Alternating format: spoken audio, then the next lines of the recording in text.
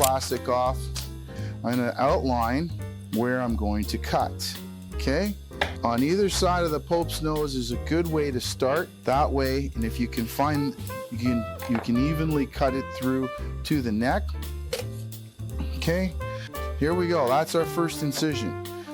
With our hands, we're going to just separate, and we're going to take our finger, run it down this way, and then run it down that way. And then we're just going to pull, and just use a knife to help us, pull hip or the thigh bone. The hip was attached to the thigh bone. We just outline it with the tip of our knife. We've got the area where the thigh bone is attached to it. You can see it's right there. Again, we're just going to outline it. We're coaxing the meat away from the bone.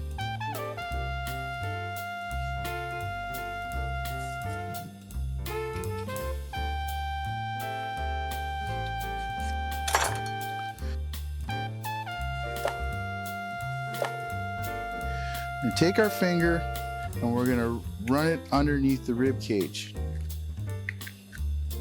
Okay? See how I did that? It's a lot easier than you think. You know, the leg meat and the breast meat are really only attached by a little bit of membrane and some skin.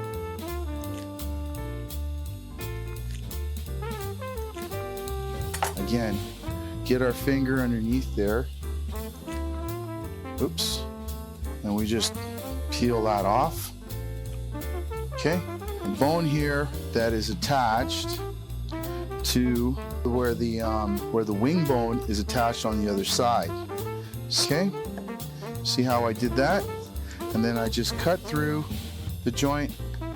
There's your shoulder.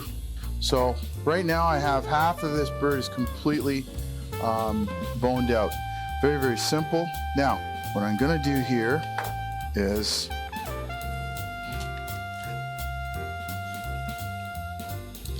we marked on the other side where to cut through, and with a sharp knife we're able to do this quite easily. Pope's nose out.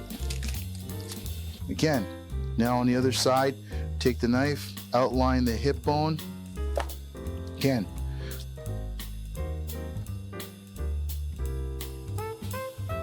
there's those rib bones again. With our fingers, we can get underneath, and I'm just putting my fingers in between the rib bone and the skin side facing down. With my finger, if I use my finger to do this, there's less likely any chance of me to cut through the skin. The whole idea of doing this, we don't want to cut through the skin. We want to be able to hold everything intact. Follow this all the way up to the shoulder. With the tip of the knife, just making small incisions each time, trying to get as much of the meat off of the bone. And again, here we come to the joint with our knife. Okay, I'll turn this around so you can see it. Here, it's that other part of the clavicle. Okay, very, very simple. You see where the joint is right here. We put our knife in between there, and there we go. We have spatchcock chicken. So now